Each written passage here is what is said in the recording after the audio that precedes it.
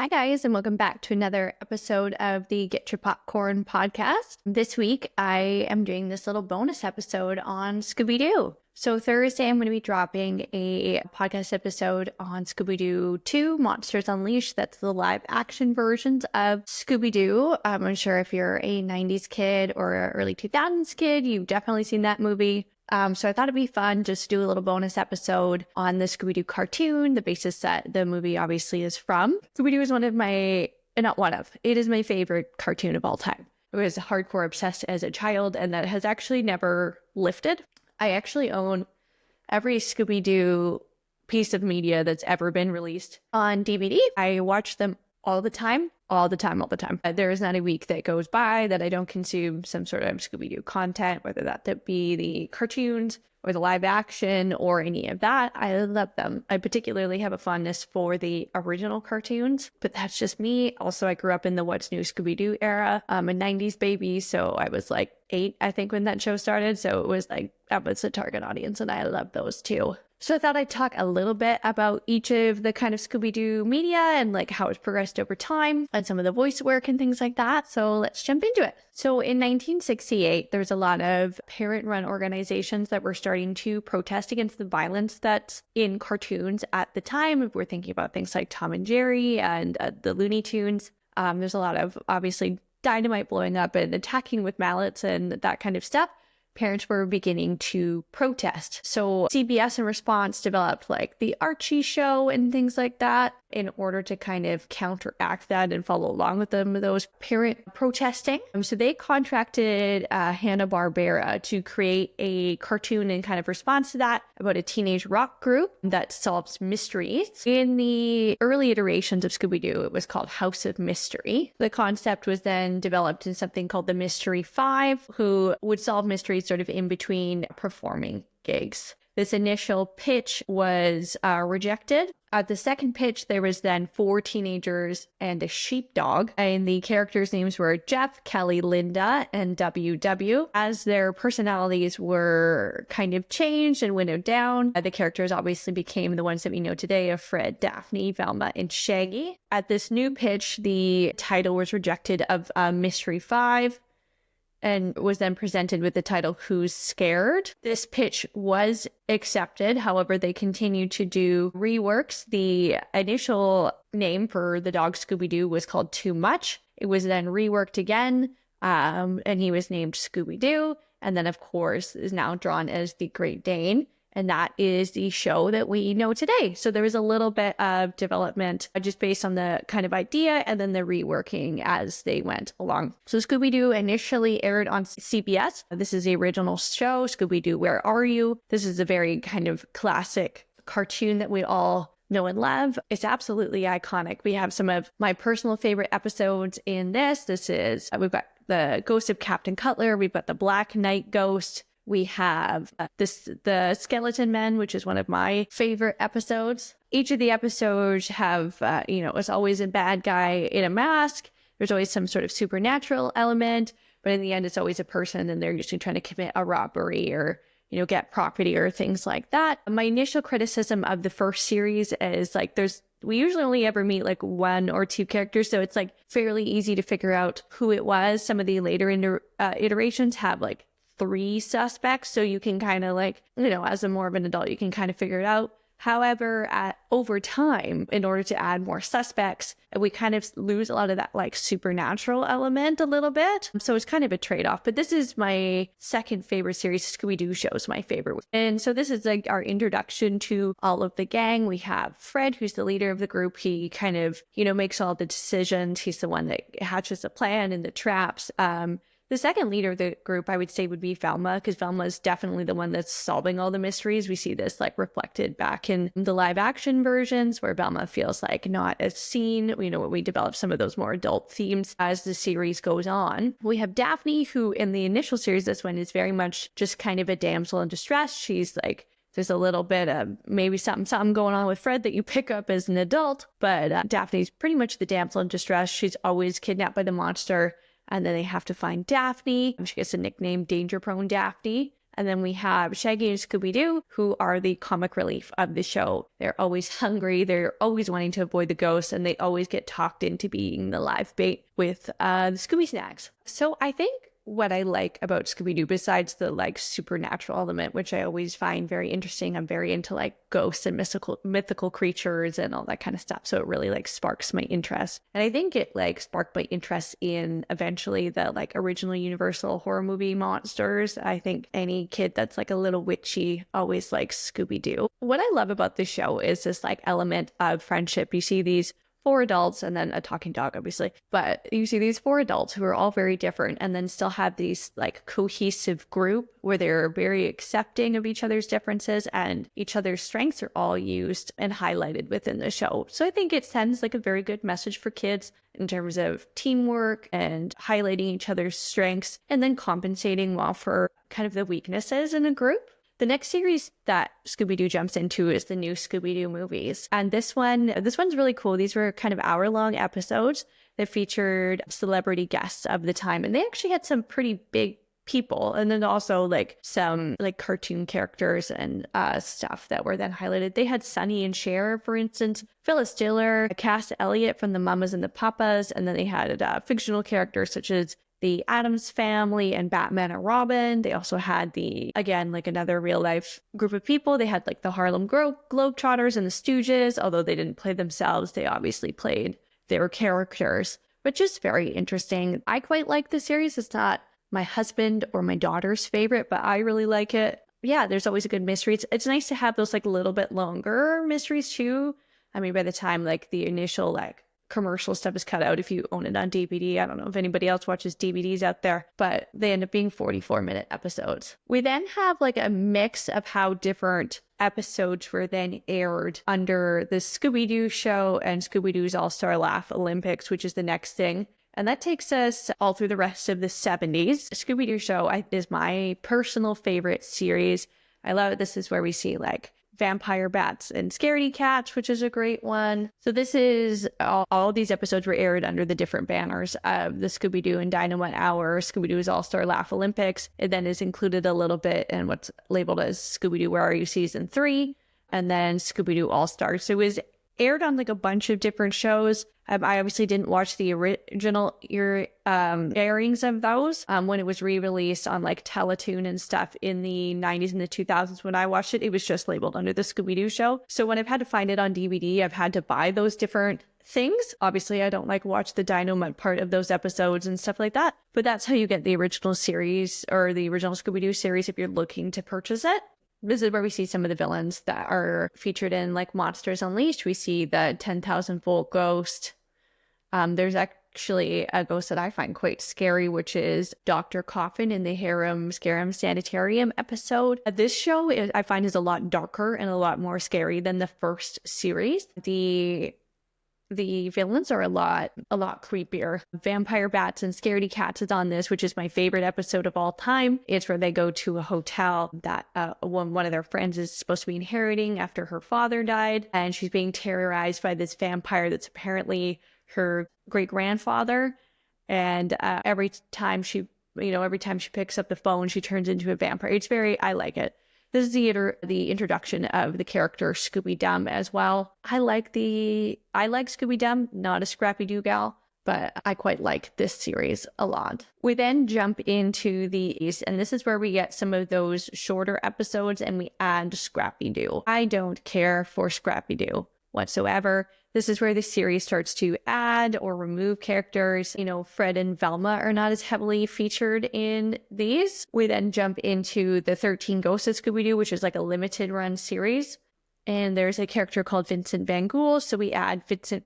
And then we also add another character called Flim Flam. There is actually a direct-to-DVD movie that is a callback to this, which I love. I liked this original series. I obviously didn't see the original airing. I actually purchased it after watching that direct-to-video movie. I like this one, although I do like Fred and Velma in all the episodes, so it's unfortunate that they're not in it. The next series that aired is Pop Named Scooby Doo. This is geared obviously more towards children, smaller children. Mysteries are really cheesy. They have a lot of like running jokes, but we've got all of the gang. Sort of the getting to see them as kids is fun. The mysteries are really cute. It's really, really, really silly. I love it. It's the ultimate like 80s cheesy cartoon. It's so good. I highly recommend checking that one out. And then we have a huge break in the Scooby Doo series. They released a lot of direct-to-DVD movies in that time, which I am going to go over later. I won't go over them now. I thought it would be easiest just to do this series and then go from there. So in 2002, we have the What's New Scooby Doo. I love this one. It's again like totally my target demographic. I was 8 when the series started. I absolutely think it's awesome. This one is a little more light, but the mysteries are really good. The monsters are super interesting. There's a lot of supernatural ones as well. And then, of course, Simple Plan does the theme song, which as an elder emo, I love it. Some of the favorite episodes of mine in this are The Big Scare and The Big Easy, which is a New Orleans episode where there is Ghost, 2 brothers. They're both soldiers from the Civil War, one on the Confederacy side and one on the Union. That's one of my favorite episodes. That's from season 1. We also have The Unnatural, which is a baseball episode. Mummy Scares Best, that's from season 2. Vampire Strikes Back, which features the Hex Girls, which I love. The Sanford Psycho. Then we also get an episode with Simple Plan featuring itself. It's a really good series. I highly recommend checking it out. Following this is where Scooby Doo drops off for me for quite a number of series. In 2006, we have Shaggy and Scooby Doo Get a Clue. This aired on CW. This is just Shaggy and Scooby. I don't love this one. We see Casey Kasem drop off as the voice of Shaggy, who has been on and off through the series, but he's one of my favorite voices. It's just not for me. Then we have Scooby-Doo Mystery Incorporated. I don't like this one either. It's got kind of individual mysteries and like a running storyline. I don't like it at all. At all. I think it's dumb. I don't like it. I know some people were a really big fan of it. I really dislike it a lot. Then we have Big Cool Scooby-Doo, which is completely targeted to very, very little kids. I don't like it at all.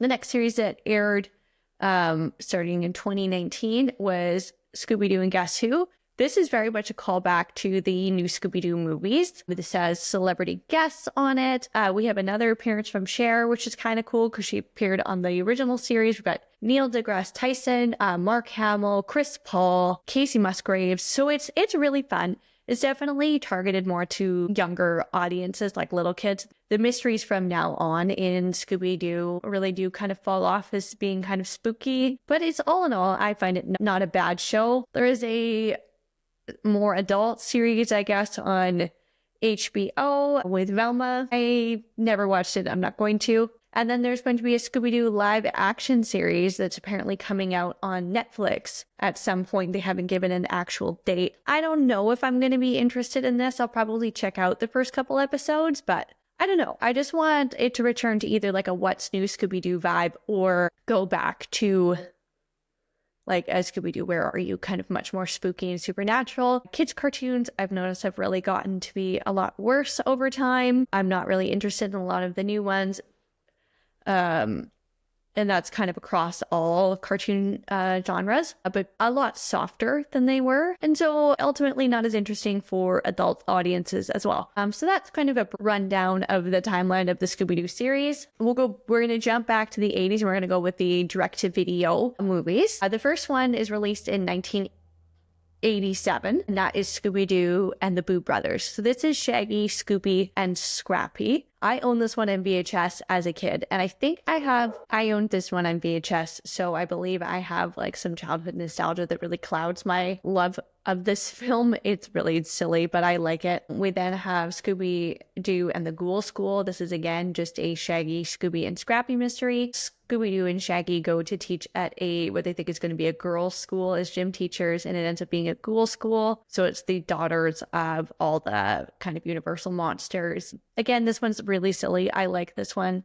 Then we have Scooby-Doo and the Reluctant Werewolf in 88. I hate this one. I hate it. My husband's a big fan. I don't like this one at all. Rewatch all of them because he also loves Scooby-Doo. I kind of just grin and bear it through this one.